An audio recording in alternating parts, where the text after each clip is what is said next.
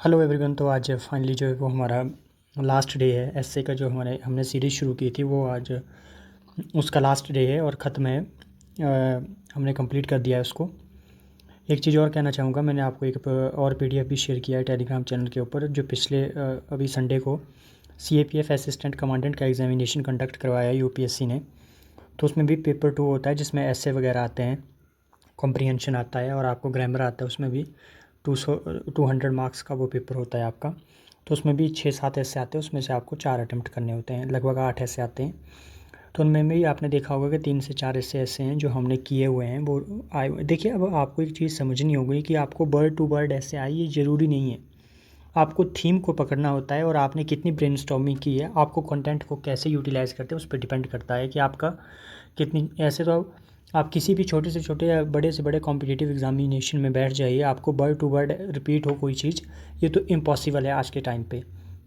पर फिर भी अगर आपने जितनी प्रैक्टिस की है, अब तो आपको शायद इतना आइडिया हो गया होगा कि ऐसे को कैसे टैकल किया जाता है, क्योंकि अब ऑलमोस्ट हमने 30 से ऊपर ऐसे जो है वो कर लिए हैं। जैसे एक साइबर सिक्योरिटी का था तो हमने वो भी डिजिटल जो भी डिजिटलाइजेशन के बारे में हमने जो ऐसे किया हुआ था, जो हाई कोर्ट क्लर्क कम प्रूफ रीडर में आया हुआ है, जो पीछे 20 जुलाई को जो हुआ था एग्ज़ाम, तो उसके अंदर हमने वो कवर किया हुआ था। उसके बाद वुमेन के ऊपर आया हुआ है। फिर उसके बाद तो जो नेक्स्ट ऐसे है उसमें क्लाइमेट चेंज के ऊपर आया हुआ है, उसका क्या इम्पैक्ट है इंडियन एग्रीकल्चर पे। तो हमने क्लाइमेट चेंज किया हुआ है। मैंने बोला था कि आपको वेरियस डायमेंशन को इसके हैंडल करना आना चाहिए। तो अब देखिए, अगर आप सोचेंगे कि कहीं ऐसा हुआ, हाई कोर्ट क्लर्क में तो बर्ड टू बर्ड रिपीट होने की संभावना भी है, परंतु जैसे आगे कोई भी आप एग्ज़ाम देंगे तो उसमें बर्ड टू बर्ड रिपीट होने की संभावना बिल्कुल भी नहीं होती है, खासकर क्लास 1 जो भी एग्जामिनेशन होते हैं उसमें। तो आपको वो चीज़ें सब ब्रेनस्टॉर्मिंग से ही आती हैं। जितनी आप प्रैक्टिस करेंगे, लिखेंगे चीज़ों को, उतनी ज़्यादा आप पता चलेगा कि कौन सी चीज़ कहाँ पे लिखनी है। तो आज हमारा लास्ट डे है। इसी मैसेज के साथ मैं ये स्टार्ट करना चाहूँगा कि देखिए, ये ऐसे जो था वो थोड़ा फिलोसफिकल ऐसे है, एब्स्ट्रैक्ट ऐसे है। भयंकर गर्मी में पत्थर तोड़ता मजदूर।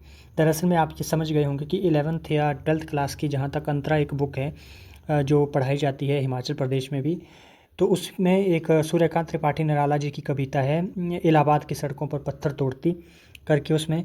तो वो, ये मुझे लगता है ये लाइन जो है वो उसी से इंस्पायर है। तो ये हाई कोर्ट क्लर्क ने ये पूछा हुआ है प्रीवियस ईयर में ऐसे। इसमें देखिए आप, इसमें हम स्टार्ट करेंगे इसको थोड़ा, क्योंकि थोड़ा सा इसको हम फिलोसफिकल है तो उसी का टच देने की कोशिश करेंगे इसको, और इसमें एक अच्छा फ्लो लाने की कोशिश करेंगे। हम कोशिश करेंगे इसकी जो शुरुआती पंक्तियाँ हैं वो ऐसी हो कि एग्जामिनर को थोड़ा सा अट्रैक्ट करे। जैसे धूप थी कि आग बरस रही थी, वह नंगे सिर पत्थर तोड़ रहा था, इस तरह से शुरू करेंगे। फिर लिखेंगे ये शब्द केवल कविता की कुछ पंक्तियाँ नहीं, बल्कि हमारे समाज की वह तस्वीर है जो अक्सर दिखाई नहीं जाती है।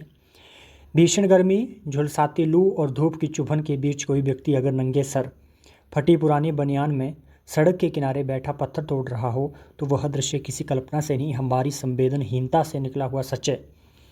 जब तापमान 45 डिग्री के पार चला जाए, लोग अपने घरों के भीतर पंखों और एसी की शीतलता में सिमट जाए, तब भी ये मजदूर तपती ज़मीन पर बैठा हथौड़ा उठाए पत्थर पर वार करता रहता है।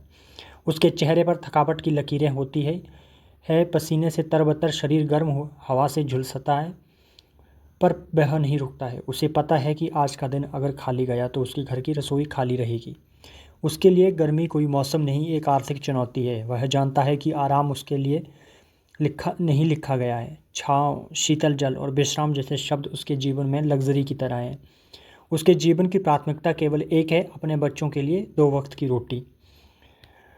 जिस हाथ में हथौड़ा है उसमें ना कोई शिकायत है, ना कोई मांग। ये हाथ रोज देश को निर्माण देता है, सड़कों की मरम्मत करता है, इमारतों को खड़ा करता है, पुलों को जोड़ता है।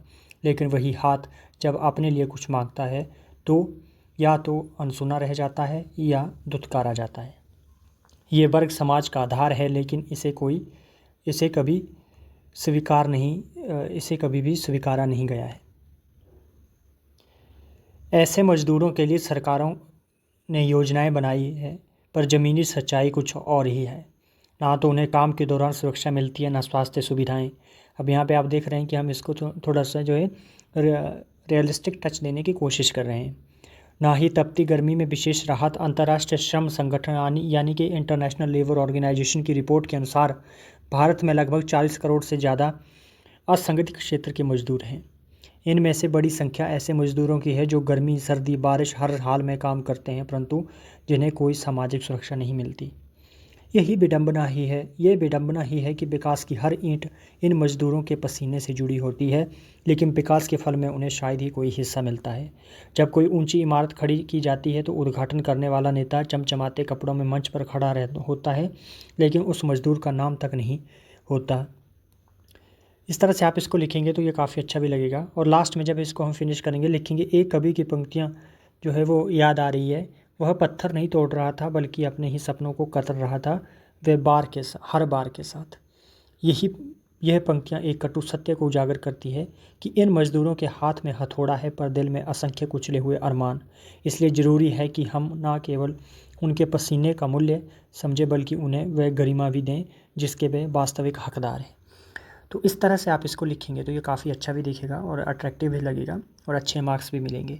अब देखिए ये काम होता है यहाँ पे मेरा ख़त्म। अब आपने जो प्रिपरेशन करनी है वो इस तरीके से करके बैठना है आप लोगों ने कि जहाँ मर्जी से कुछ भी आ जाए, अब आपको चीज़ों को हैंडल करना आना चाहिए, क्योंकि 30 ऐसे बहुत होते हैं और इन्हीं में से आपको आ भी जाएंगे, इतना मैं श्योर हूँ।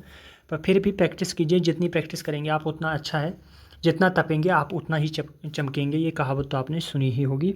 इसलिए जो है अब खुद पे इन्वेस्ट करने का टाइम आ गया है। 1-2 महीना जो है वो अपने आप को अच्छे से आप ऐसी आग पे झोंक दो कि आपको फिर आगे प्रॉब्लम ना हो या रिग्रेट ना रहे। यही कहूँगा मैं, रिग्रेट ना रहे। प्रॉब्लम तो चलो हर इंसान की लाइफ में आती रहती है किसी ना किसी तरह से, पर जब आप लाइफ को मुड़ करके देखें तो आपको किसी तरह का रिग्रेट ना रहे कि शायद मैंने थोड़ी सी एफर्ट और मारा होता तो आज कुछ कहानी और होती।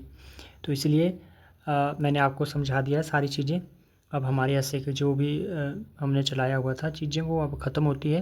Thank you everyone for your support. और आपने जो भी कॉन्फिडेंस बनाए रखा है, मुझे पूरी उम्मीद है कि ये आगे भी आपको हेल्प करेगी चीज़ें, और इन्हीं में से ही एग्ज़ाम में आपको आने वाला है। Thank you.